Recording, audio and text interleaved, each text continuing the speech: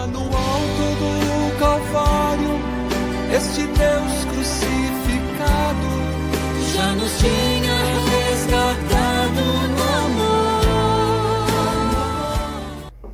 Meu irmão e minha irmã, muito obrigado desde já pelos seus comentários. Aqui queremos agradecer o comentário da Neuza, da Cidade do Descoberto. Queremos agradecer ao Marcelo pelo seu comentário interessantíssimo e tantos outros que agora nós não podemos citar por causa do tempo. Hoje, meu irmão e minha irmã, como havíamos falado, nessa primeira sessão mariana, nós queremos falar hoje dos dogmas marianos. Vamos recordá-los então? Nossa Senhora, ao longo da história da Igreja, recebeu 4 grandes dogmas, verdades de fé, contidas na Sagrada Escritura, ora na tradição e feita por um pronunciamento do magistério. O primeiro dogma, a primeira verdade de fé sobre Nossa Senhora é a maternidade divina, a Theotokos. Maria é a Theotokos, é a Mater Dei, é a Mãe de Deus. O segundo dogma é a virgindade. Maria é virgem antes, durante e depois do parto. O terceiro dogma é o dogma da Imaculada Conceição. E o quarto e último dogma mariano é o dogma da Assunção de Maria aos céus.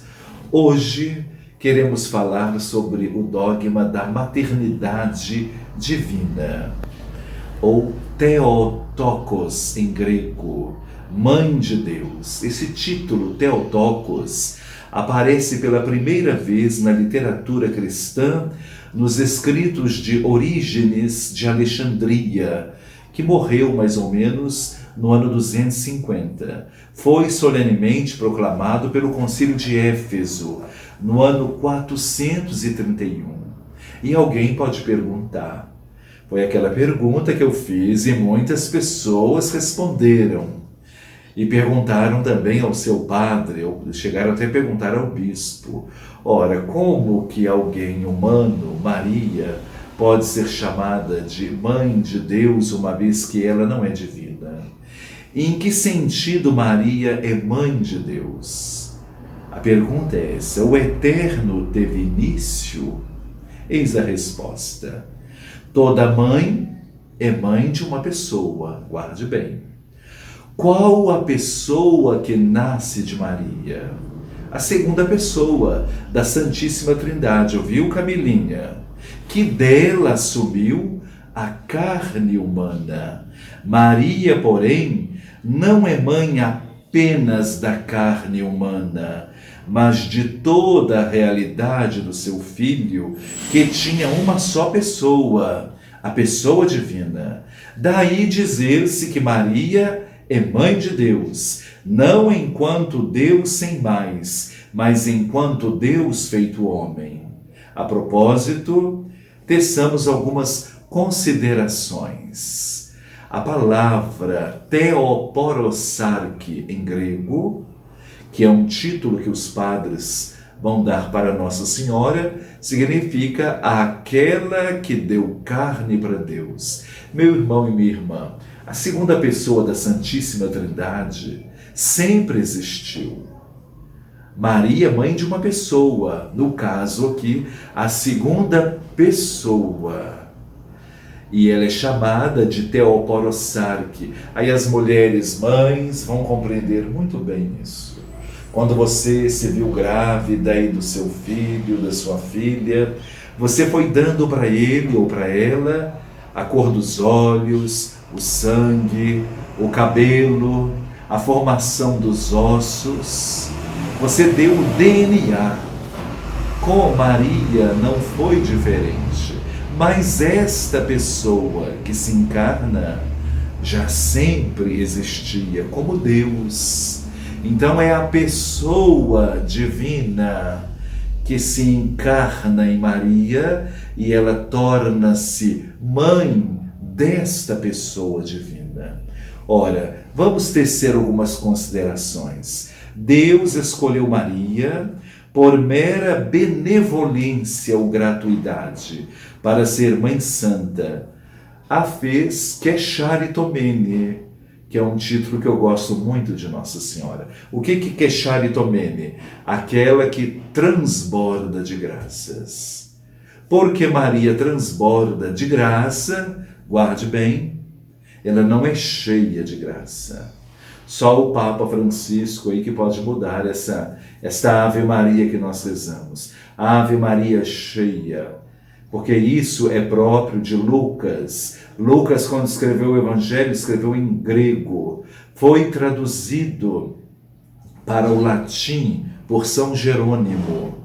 E depois para o português, em todas as outras línguas. E a cada tradução vai ficando mais pobre. Então vamos voltar na origem.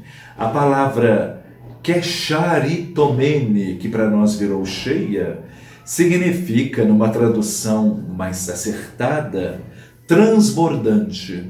Então, porque Maria transborda de graça, pela gratuidade de Deus, ela pode ser mãe de Deus. Ela pode ser virgem antes, durante e depois do parto. Ela pode ser a imaculada, preservada, sem mancha, e pode ser a assunta ao céu. Tudo isso por graça de Deus. Maria concebeu o Filho de Deus de maneira livre e generosa. Para isso devia ter aceito um conhecimento do dom e da missão. Maria recebeu o Filho de Deus numa atitude de fé teologal. Maria foi escolhida, Maria foi privilegiada. Você pode ver isso em Lucas capítulo 22, versículo 26. O maior deve ser como aquele que serve. Em João, no capítulo 12, o versículo de 3 até o versículo 15.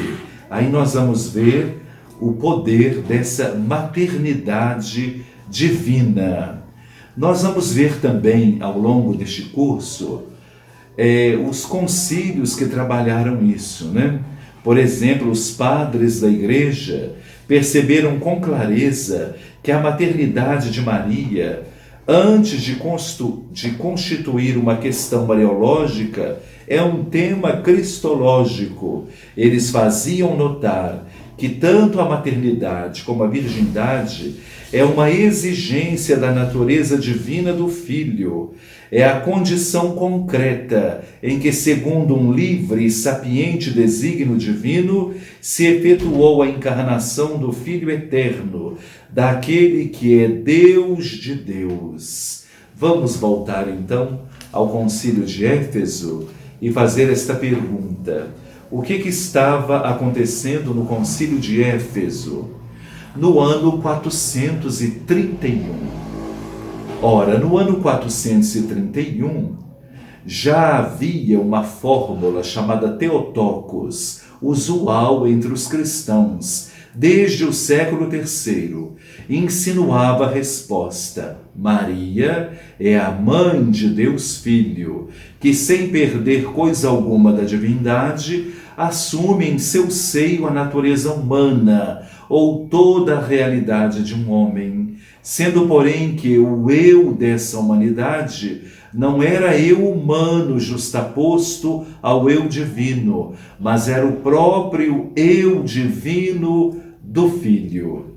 Todavia, na escola de Antioquia, na Síria, recorrendo à filosofia aristotélica, afirmava que cada natureza humana concreta tem seu eu humano próprio. Por conseguinte, apregoava dois eu, o divino, ou duas pessoas em Jesus Cristo.